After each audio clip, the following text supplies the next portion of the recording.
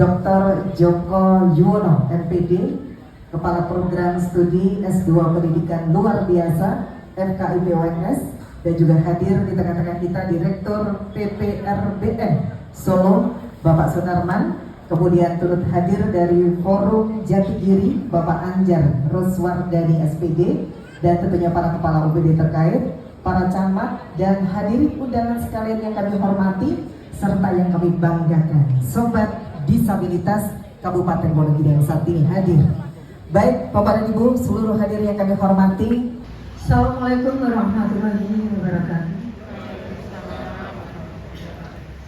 Yang terhormat Bapak Bupati Wonogiri atau yang mewakili, yang kami hormati Bapak Sekda Wonogiri, yang kami hormati pula jajaran Forkopimda yang mewakili, yang kami hormati Kepala Dinas Pendidikan, PPKB, P3A, Dinkes, Disnaker, Kominfo, PMD, RSUD, yang alhamdulillah hadir sendiri, hadir secara langsung maupun yang mewakili, yang kami hormati pula Bapak Camat Kabupaten Wonogiri,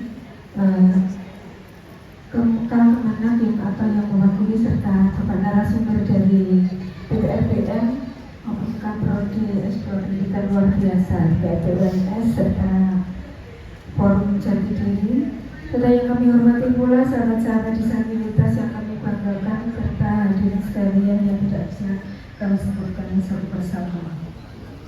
Selamat datang dan kami ucapkan terima kasih kepada hadirin sekalian yang sudah berkenan memenuhi undangan kami. Bersyukur kita mendengarkan kepada Allah Subhanahu Wa Taala dan juga berperan sebagai pusat pelayanan memastikan peserta didik dapat berpartisipasi penuh dalam proses pembelajaran. Di sisi lain, di bidang ketenagakerjaan, ULD ini memberikan informasi untuk mencari lowongan kerja bagi pencari kerja difabel. Hari ini secara resmi kita akan melonseng SK ULD yaitu Unit Layanan Disabilitas Kabupaten Wonogiri, yang akan ditandai dengan pukulan gong dan nanti akan diikuti dengan ring the bell yang tentunya untuk memberikan isyarat kepada sahabat disabilitas semuanya yang hadir pada kesempatan hari ini.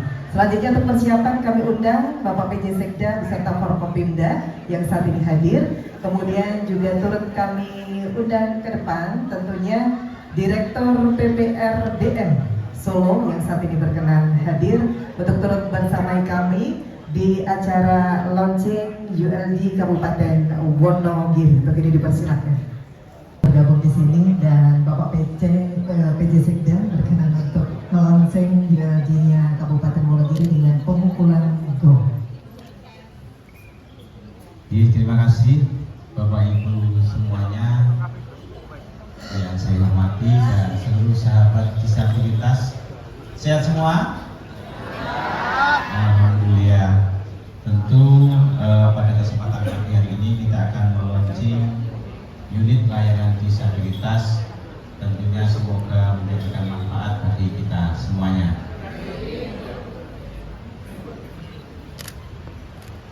Dan dengan mengucapkan Bismillahirrahmanirrahim, unit layanan disabilitas Kabupaten Wonogiri secara resmi saya nyatakan dibuka.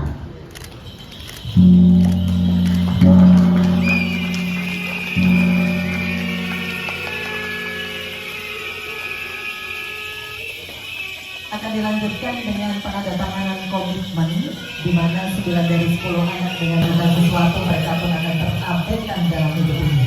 Maka dengan bunyi-bunyian lonceng dan berseru lantang ya, ring the bell pagi hari ini kita dengarkan bersama untuk menandai kebersamaan kita dalam komitmen hari ini. Untuk ini kami persilakan melakukan penandatanganan diawali oleh Bapak PJ Sekda,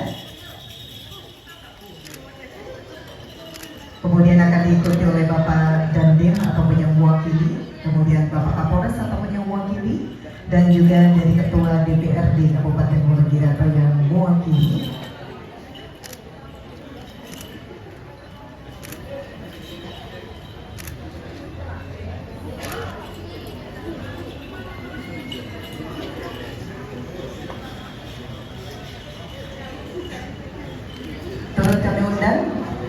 Dinas Sosial Kabupaten Wonogiri.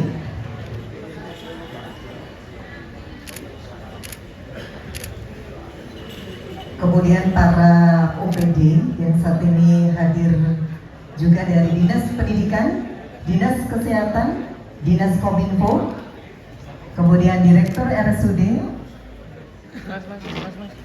Ketua Tim Penggerak PKK, kemudian dari Dinas P3AP2KB, dari Disnaker, Ketua PGRI, kemudian perwakilan dari para pelajar SD, SMP, SMA, SMK, kemudian SLB, dan juga koordinator SLB, Ketua Himpaudi, perwakilan dari sekolah swasta,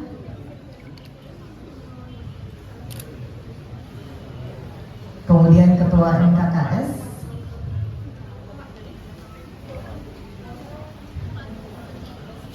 berikutnya dari Kemenak, Dinas PMD juga turut mohon bergabung.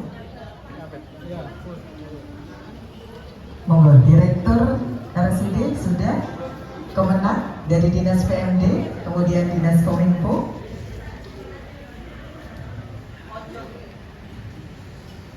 Dinas Pendidikan,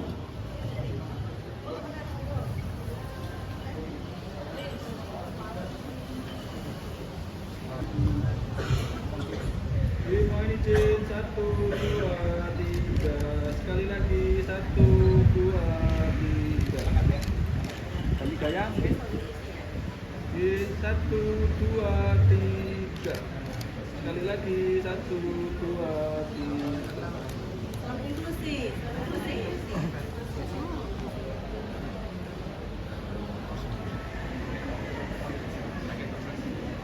baik, yang kita tunggu-tunggu bersama hari ini, nanti kita mohon dari seluruh audiens yang saat ini hadir bisa menyampaikan apa yang jadi unek-unek, bahkan sumbang saran masukan sangat kita harapkan dalam forum.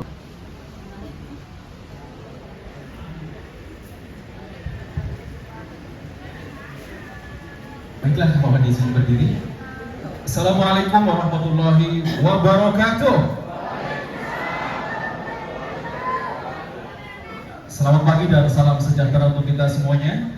Apa kabar Bapak dan Ibu, saudara semuanya hari ini? Luar biasa ya. Apa kabar juga para sahabat disabilitas? Semuanya senyum merekah ceria hari ini luar biasa. Wonogiri memang keren. Karaoke. Pulangnya tidak lupa beli oleh-oleh, kain dan tas.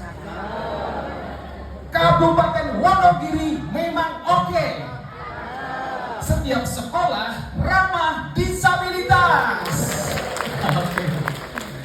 Baik, sudah hadir luar biasa di atas panggung tokoh-tokoh Wonogiri yang tadi sudah punya komitmen bersama menandatangani sebuah komitmen ya tadi tentang bagaimana kita sebagai para penyelenggara yang juga punya kewenangan kebijakan harus bisa ramah terhadap kaum disabilitas kita. Kemudian Bapak Ibu semuanya, kita tidak boleh berhenti sampai di perencanaan. Maka ketika kami membahas seluruh proses-proses penganggaran ini juga bersama teman-teman PPRD juga harus dipastikan bahwa anggaran itu juga menjangkau dari sisi-sisi pelayanan disabilitas dari seluruh aspek, tidak hanya pendidikan.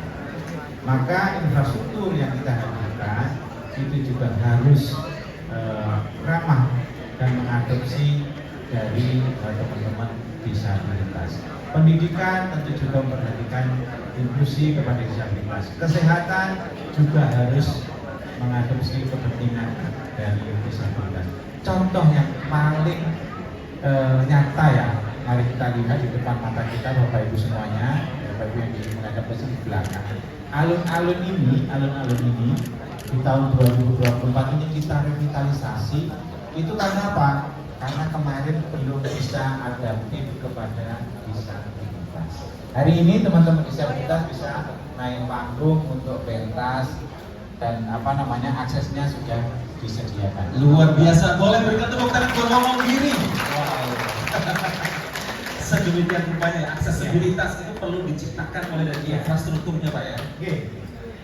Nah itulah tentu ini menjadi bagian. Warahmatullahi wabarakatuh. Yang terhormat Bapak Haji Sekda, kemudian Bapak dan Ibu pimpinan OPD serta hadirin semua yang berbahagia, terkait dengan peringatan Hari Disabilitas ini, terkait dengan sekolah yang ramah disabilitas, kebijakan dari pemerintah, utamanya terkait dengan pendidikan, itu banyak hal, dan tidak hanya ketika peringatan Hari Disabilitas pada hari ini saja dicanangkan, tetapi itu sudah berjalan bertahun-tahun. Yang pertama adalah terkait dengan penerimaan peserta didik baru atau PPDB. Itu sudah berlangsung berpuluh-puluh tahun ya. Di situ ada ketentuan bahwa afirmasi sebanyak 15% itu diperuntukkan untuk kakak dari keluarga kurang mampu dan untuk disabilitas, sehingga yang namanya pendidikan untuk semua dalam arti tidak boleh satu sekolah pun untuk menolak anak disabilitas. Jadi sudah terakomodir. Kemudian ketika kita berbicara regulasi, yaitu peraturan bupati, PPDB itu diatur dengan peraturan bupati. Setiap tahun regulasinya berganti, tetapi ketentuan yang mengatur tentang afirmasi sebesar 15% itu setiap tahun pasti ada. 2024 ini telah terbentuk unit layanan disabilitas pendidikan yang ditetapkan juga dengan regulasi, yaitu dengan keputusan Bupati Wonogiri juga. Kemudian yang ketiga, bahwa infrastruktur pada sekolah baik yang terdiri dari PAUD, SD dan SMP itu semua sudah ramah disabilitas. Mulai ada selasar masuk ke gedung, kemudian toilet sudah toilet duduk, kemudian juga lantainya itu juga sudah ramah disabilitas. Juga tentang pendidikan luar biasa, menghasilkan banyak pendamping khusus di sekolah-sekolah. Apa sih tantangan terbesar bagi sekolah dan guru-guru ketika menerima anak-anak berkebutuhan khusus? Apa Pak Joko Widodo? Assalamualaikum warahmatullahi wabarakatuh. Saya langsung saja. Mungkin saya perlu sedikit meluruskan, tidak semuanya salah sih. Jadi isu pendidikan inklusif itu tidak benar kalau sekolah yang menerima disabilitas. Itu tidak benar seluruhnya. Yang benar adalah sekolah yang membuka akses pada semua anak. Kenapa isu disabilitas di Indonesia itu menjadi kuat? Inklusif itu sekolah ada disabilitasnya. Kenapa itu kuat? Karena zaman dulu prodi-prodi PLB se-Indonesia sejak tahun 80-an terus berkembang, kemudian Joint Inclusion di 2004 di Bandung, pertama kali di Tinggi terus bergerak, dan kebetulan teman-teman yang terus memperjuangkan itu komunitas-komunitas disabilitas. Lalu yang bergema adalah pendidikan inklusif adalah sekolah yang menerima inklusif. Itu tidak semuanya benar, tapi ya mestinya semua anak. Pertama ini, ya kebetulan juga Mas Maman dan banyak NGO yang terus memperjuangkan organisasi organisasi yang sudah terus memperjuangkan itu menjadi kuat. Kedua, di Undang-Undang Nomor 8 turunannya ke PP 13 2020 terus Permendikbud 48 2000 secara berbeda sebagaimana bapak-bapak kan kita semuanya. Jadi membangun mindset itu yang tadi diminta oleh Bu Leniminasi itu benar sekali, membangun mindset guru-guru di masa mendatang itu penting supaya guru-guru bisa memfasilitasi semua anak tak terkecuali di Indonesia. Itu aja. Oke, luar biasa untuk tangguhan dosen PLB UNS Bapak Joko Yuwono ya. Oke, menggelitik tadi bagaimana memang tantangan ke depan Kabupaten Wonogiri itu punya data yang pasti ya tentang berapa sebenarnya anak-anak usia sekolah yang memiliki kebutuhan khusus. Oh, bersekolah dan yang tidak bersekolah tapi di usia sekolah. Nah, ini harus punya data yang tentu ini menjadi tantangan tersendiri. Setelah itu baru program-programnya ada ULD yang bisa mengkoordinasikan sekolah-sekolah dan memastikan bahwa setiap sekolah juga mau menerima walaupun tadi dengan kuota yang pasti sekitar di angka 15% ya di afirmasi. Forum Dua Hati Jati Kiri, Pejuang Dua Hati Wonogiri, alhamdulillah ini sudah rutin setiap bulan sekali. Kami punya markas ya kalau kita ya Bunda Seli. Kita perkenalkan ketua kami Bunda Seli, Dokter Seli. Ini beliau juga memiliki putra berkebutuhan khusus. Beliau memiliki rumah dan rumahnya dijadikan markas. Jadi yang berada di Wonokarta ya, dari Wonokarta. Jadi kami dari berbagai daerah sekitar Wonogiri kami berkumpul. Kami diundang bersama-sama untuk mengikuti kegiatan-kegiatan. Ya, kegiatannya diantaranya kadang ada asesmen bersama, terus kemudian ada juga pelatihan untuk anak-anak dan orang tua. Kemudian kita juga ada tabungan sampah, bank sampah itu kami juga ada. Terus kemudian kemarin baru saja yang 2 kali itu, yang pertama di Klaten kami melaksanakan outdoor ya, atau pelaksanaan kita kegiatan bersama dengan anak-anak dan orang tua. Jadi semacam outdoor itu alhamdulillah. Anak-anak itu kalau anak saya sendiri ya, anak saya yang cenderung dengan anak-anak yang lain itu kadang tidak bisa diajak bersama gitu ya. Jadi alhamdulillah ketika pas acara-acara seperti itu alhamdulillah dia senang. Dari PPLBM dan bagaimana dukungan juga nantinya bahwa pendidikan di Wonogiri ini bisa juga diakses oleh anak-anak penyandang disabilitas. Silakan Pak Maman. Ya, baik, terima kasih Mas Imam, Mas Izin, Kranata, Ibu Bapak narasumber, Ibu Bapak yang hadir, kawan-kawan semuanya. PPL Solo itu bekerjasama dengan Pemda Kota Wonogiri sejak tahun 2010. Sudah cukup lama, sudah berapa tahun ya? 14 tahun ya.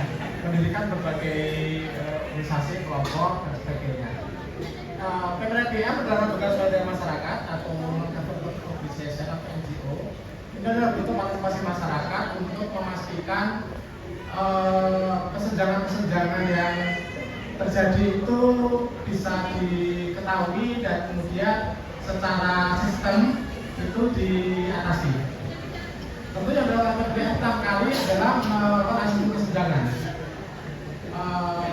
Yang kita asesmen kesenjangan itu adalah orang tua. Jadi PPL Solo melakukan survei kesenjangan. Jadi ketika orang tua punya anak difabel dan difabel, bagaimana situasinya, perlakuannya, khususnya pendidikan gitu ya. Jadi apa yang orang tua sudah tahu, yang belum tahu, kemampuannya, penerimaannya, hubungannya dan sebagainya. Jadi di Solo Raya, Penangnya Wonogiri itu dari hasil asesmen itu adalah 70% lebih orang tua yang punya anak itu nggak tahu. Anak saya anaknya disabilitas. Tahu kondisinya, tapi tidak tahu ini disabilitasnya apa, harus bagaimana, tidak tahu. Bahkan banyak nggak tahu, ada juga yang tidak mampu ya secara sosial ekonomi. Ditambah lagi, tidak tahu, tidak mampu, juga ada yang tidak mau. Karena tadi berbagai alasan, ada yang tidak disekolahkan, karena mungkin pemahaman rata-rata anak itu investasi masa depan. Jadi seolah-olah kalau anaknya disabilitas itu bukan bukan aset yang bisa menghasilkan atau bisa merawat pada masa tuanya. Jadi lebih baik semua effort, semua usaha untuk anak-anak yang difabel daripada untuk mengurusi anaknya yang difabel. Kira-kira secara sosiologis itu ada situasi yang begitu. Mindsetnya masih seperti itu. Ya, itulah mengapa kemudian kita memfasilitasi forum orang tua. Untuk apa? Untuk membangun kesadaran. Jadi kesadaran itu kan memang berangkat dari situasi yang ada dulu ya. Ya. Dari yang tidak tahu bagaimana supaya tahu, Ya. dari yang tidak mampu bagaimana supaya mampu dalam konteks ini. Misalnya juga tadi disampaikan ada pemberdayaan ekonomi ya. Jadi orang tua juga kita upayakan kemampuan ini kan bervariasi, termasuk kemampuan untuk menyekolahkan, kemampuan untuk anak jemput, kemampuan untuk memberikan dampingan tumbuh kembang gitu. Jadi setelah kita asli kesenjangan itu berupa apa? Itu PPRPM mencoba melakukan pendampingan dan bersama-sama mengajak advokasi. Tadi butuh terapi ya kita advokasi ke profesional terapi, butuh sekolah ya kita advokasi ke sekolah, butuh pemberdayaan ekonomi kita undang sumber daya yang bisa memberikan dukungan sumber daya atau pemberdayaan ekonomi. Termasuk yang dunia kerja ya. Betul. Juga difasilitasi. Betul. Jadi termasuk ini misalnya anak-anak punya potensi apa nih, renang ya kita coba carikan beasiswa renang misalnya dan sebagainya. Intinya PPRPM Solo tentu melakukan kerjasama dengan pemerintah Kabupaten Wonogiri itu harus punya ibaratnya modal dulu. Modalnya adalah pemetaan kesenjangan. Masalahnya apa, kebutuhannya apa, termasuk potensinya seperti apa. Apa Pak? Silakan Pak. Nanti Pak Sekda boleh memberikan responnya. Saya terima kasih. Yang pertama saya merespon dari Dinas Sakit ini programnya bagus, sangat luar biasa. Tapi saran saya di masa mendatang programnya lebih disesuaikan pada based on data dan perlu diketahui 40% anak-anak di SD data nasional itu adalah learning disability, anak-anak yang kesulitan belajar. Nah itu biar dia menginspirasi yang lain penyandang disabilitas bahwa bisa kita kerja itu di level bahkan bisa lebih hebat daripada orang pada umumnya. Mungkin sosok Pak Maman itu boleh diceritakan. Dan kenapa Pak Maman selalu pakai merah putih? Nah ini saya meskipun selama ini saya dekat dengan Pak Maman tadi, saya mau tanya beliau, ngomong di forum talk seperti ini, saya ingin tanya sosok Pak Maman ini unik menurut saya. Ya silakan. Jadi kayak cerita diri sendiri ya. Ya saya difabel sejak usia 4 tahun karena polio. Iya. Dan mungkin apa ya karena penolakan orang tua juga, karena orang tua juga. Pada awalnya sih orang tua saya itu ngeman saya, jadi tidak beri tugas apapun. Gitu.